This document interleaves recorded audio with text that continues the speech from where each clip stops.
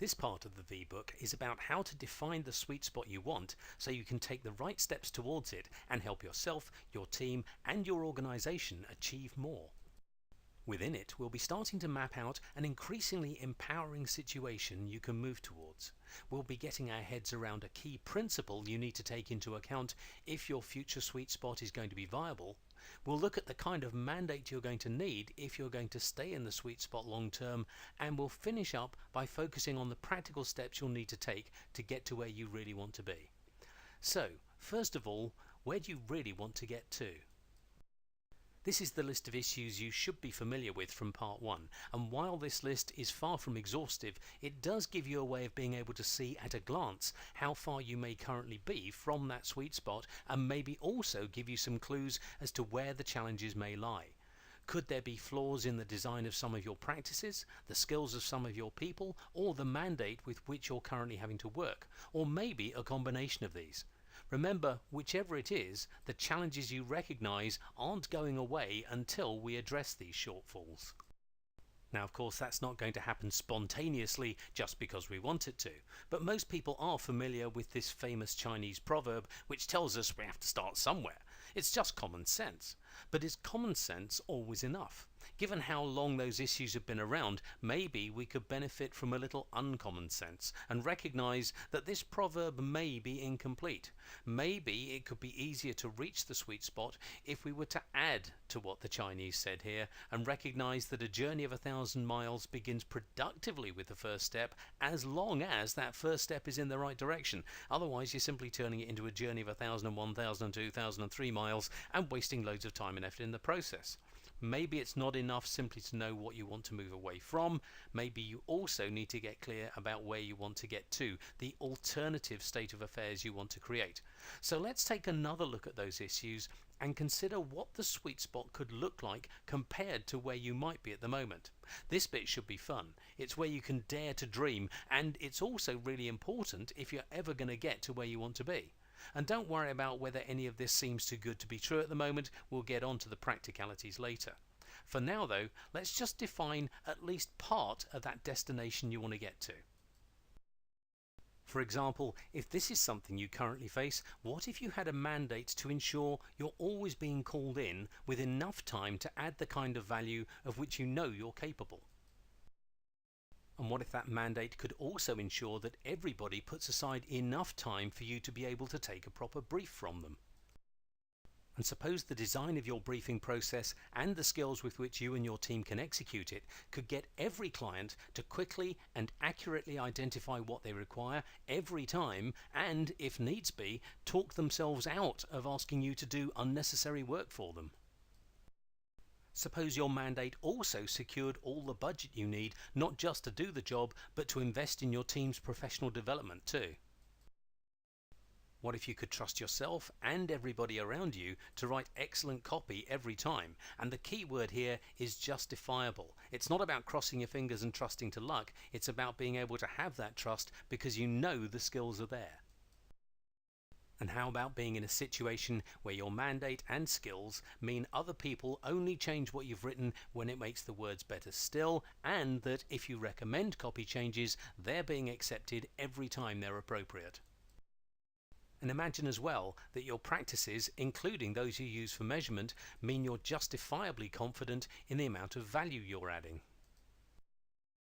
Then, what if the design of the approvals process and the skills with which people are executing it meant that the job's being done properly, with no needless compromises, and with minimum work for you and everyone else? And to underpin a lot of those desirable outcomes, you probably need your mandate to secure you all the influence you need to do the job the way you want to do it. And to make things even better, how about a mandate and practice designs which mean you get involved in projects only when there's a realistic chance of them coming off? So here is our alternative reality, or if you have other issues as well, at least part of how the sweet spot would be. And if you want, you could always pause at this point to take this in and just imagine how your life would be if you could make this happen, because you probably can. Of course, this list may not be complete. You may well want to add to it. Importantly though, we also need to accept that the changes needed to get you here are not going to happen overnight. However, you can make a choice right now to either take that first step or not, and still be facing these issues and possibly others at the end of this year, next year, and even the end of your career. It's your call. But if you want to bring these and other challenges to an end, we need to take an honest look at the barriers you may be facing. So when it comes to the question of what's currently getting in your way, it can be useful to think in terms of the resources you might need which you don't currently have. And this means thinking about something called the SMARTIED principle. The SMARTIED principle recognizes that if employees are going to perform any task to the best of their ability, they need some or all of the following resources. Firstly, they need to have the right skills. And if there's any budgetary outlay involved, they're obviously going to need that money. Then they need to have the authority to do what's being asked of them and to know they have it. It's amazing how often employees don't perform as they might because they think they're not allowed to. And they also need to be clear about their responsibilities. Then, of course, they need to have enough time to do the work and to have access to the right information, and often they may need to rely on certain equipment too. Now, if employees have all these resources, we could reasonably say they've got the ability to do what's being asked of them, and on top of that, of course, they also need the desire as well. And we can consider the desire as coming from three sources. Firstly, it can come from employees understanding how a given activity will enable the organization to work better. Sometimes, though, that's not as important to people as getting an answer to the question of what's in it for me? What do I get out of doing this? And finally, some people may resist doing certain things if it means moving outside their comfort zone, which means taking into account how much confidence they really have in those ability resources. And just like all employees, if you or any fellow internal communication specialists are going to perform as you need to, you must have the necessary SMARTIED resources. And if you reflect back on that list of issues we just went through, it'll probably be clear that you don't currently have all the resources you need. So when it comes to defining the mandate you want, our starting point is surely to define the SMARTIED resources it will have to give you. And from the very fact that you're watching this VBook, I'm guessing that you already have the desire. And to define the particular ability resources you require, we probably need to think about what specifically you need to be able to do with those resources. So defining these resources as accurately as we can is vital if your mandate is going to be sustainable long term. Now, to begin with, it may be that the practices you already have are fine, but you can't always get everyone to follow them, in which case the mandate would need to help ensure that everybody follows those practices. Or if the practices themselves aren't good enough yet, you'll need a mandate to introduce new practices and get everybody to follow those. A fit-for-purpose mandate would also need to secure you a bigger team if you need it, or more budget if that's what you require, and of course it would have to ensure that you get to influence all the areas you need to. Of course, you may have other goals the mandate would need to help you with, or you may even want all of the above. So how on earth would you go about getting this kind of mandate? Obviously, you have to get your leadership team to want to give you that mandate in the first place, and this really comes from being able to demonstrate the business benefits of you having the SMARTIED resources you need, and, whenever appropriate, how the leaders themselves would benefit from giving you those resources. Crucially though, no sensible leadership team should be giving you that mandate if they don't have justifiable confidence in your team's skills and practice designs. But if both of these are demonstrably fit for purpose, then it's reasonable to suggest that your team will have earned the right to a technical mandate. Now that's a really important start, and in some organisations it may be enough. Other people though may need more. So to get clear about what you're going to need for your mandate to give you all the support you require long term, what are the SMARTIED resources you're going to have in place? Eventually, of course, you'll need the authority and responsibility to get other people to follow fit-for-purpose practices. Before that, though, you may need some additional budget for a number of things. Firstly, if your current equipment or channels aren't up to the job, you'll need to be able to upgrade them. If the current practices or the skills of some members of the team need to be improved, you'll have to be able to invest in training and maybe research papers and so on. But even here, there's another consideration we need to be wary of. Many organizations talk about skills training in order to distinguish between, on the one hand, the teaching of techniques for doing things, and on the other, simple knowledge training about the products or services they offer. The trouble is, skills training doesn't really exist. It's kind of a myth, even though there are plenty of training companies whose literature and websites say you will learn these skills. You won't. Think about it. When you were learning to drive, by the time you got to the end of your first lesson, were you a skilled driver? Of course you weren't. Because if people need to develop their skills, a single lesson is never going to be enough. You don't learn skills on a course. You gain insights and you can learn techniques. But it's only through practice that you become skilled, and that takes time, which many people don't get because they're simply pitched straight back into the workplace with no more time to think and get used to new ways of working. And when they're under pressure, many people just revert to what they're familiar with, and much of their new learning can get lost. This is why having the right mandate can be so important. It means your mandate may also need to enable you to pay for extra pairs of hands, to give people the space to take time out to learn and tailor new practices, and slow down for a little to get used to their new ways of working. And if your IC function is suffering from being chronically understaffed, it obviously needs to get you enough people on a permanent basis. So all of these things together should help give you and your leadership team the necessary confidence in your ability. Now, if we pause for a moment and look at this mandate, it may be quite some distance from where you are at the moment, which would help to explain why you'd recognise at least some of those challenges we looked at the beginning. Or it may be quite close to where you are. I can't possibly know. And I also can't know if the prospect of getting this mandate is something you find encouraging or exciting or daunting. So before we look at how you might go about achieving this kind of mandate, let's just remind ourselves what it's for. We're trying to address at least some of these and other challenges which are creating that lose-lose-lose-lose situation and turn them into this: a win-win-win-win. Something that isn't going to happen just by magic. So to make the necessary mandate sustainable long-term, it may well need to be made up of three components. First, when it comes to having the ability to change your own and other people's working practices, we already know your organization's leaders will need to be able to trust that your team can actually deliver. So your practices will need to be technically robust.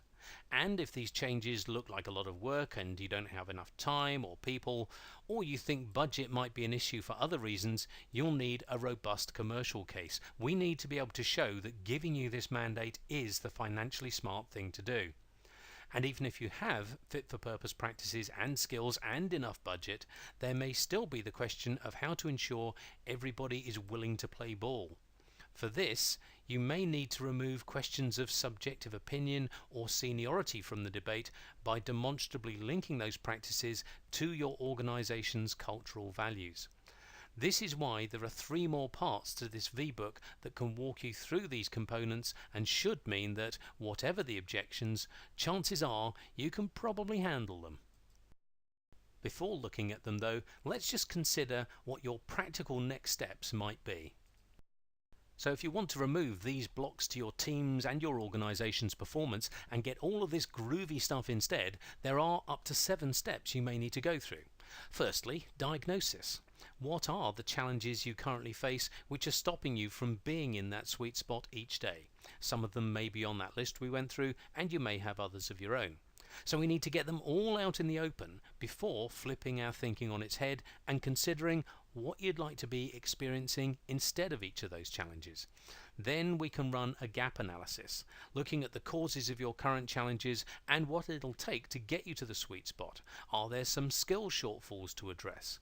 Do some of your practices need to be worked on, or does your mandate need to be extended or strengthened? Maybe it's a combination of these. So we need to clarify this, because it's only then that we can put together the business case for the changes you want, including the likely investment you'd need and the business benefits those changes should deliver, and present it to the relevant leaders.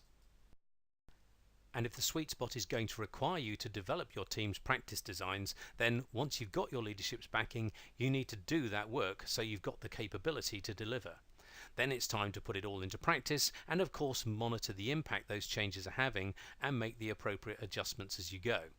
And we've got a range of tools to support you through this process, the first of which can help you with the 3 initial steps.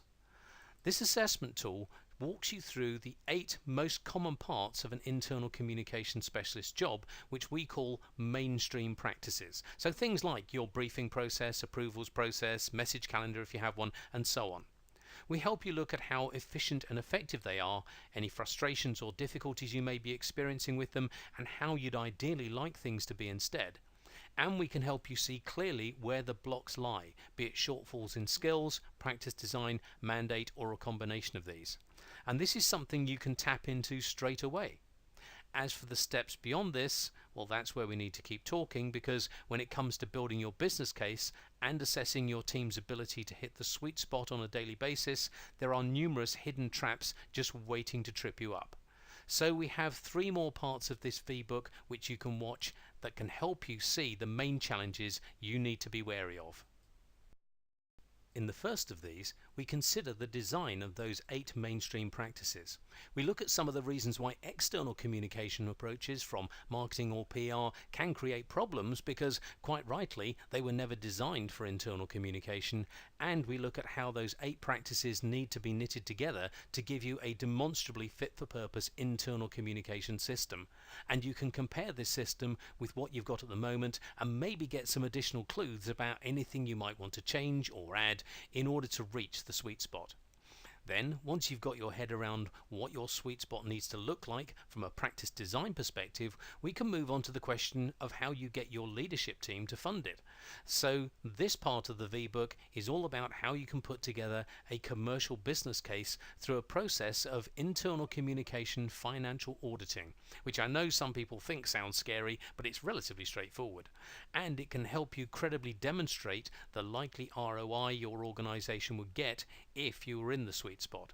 This kind of auditing can help you secure any additional resources you might need, both in the short and long term, to invest in learning new practice designs, and every bit as importantly, ensuring you gain the time to slow down and get used to those practices, and if you need it, get yourself a bigger team long term.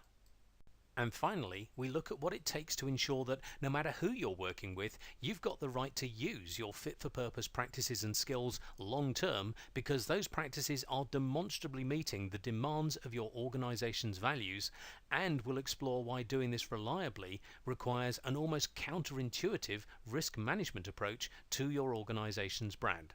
So, if you want, you can crack straight on with part 3, which you'd probably find useful to do before assessing the practices you've got in place at the moment. Of course, if you don't have time to watch at the moment, just make a calendar note now to come back when you've enough time. If you think this VBook might be something your colleagues, your boss, or members of your network might be interested in, by all means share it with them. And if you have any questions about what we've covered so far, by all means get in touch.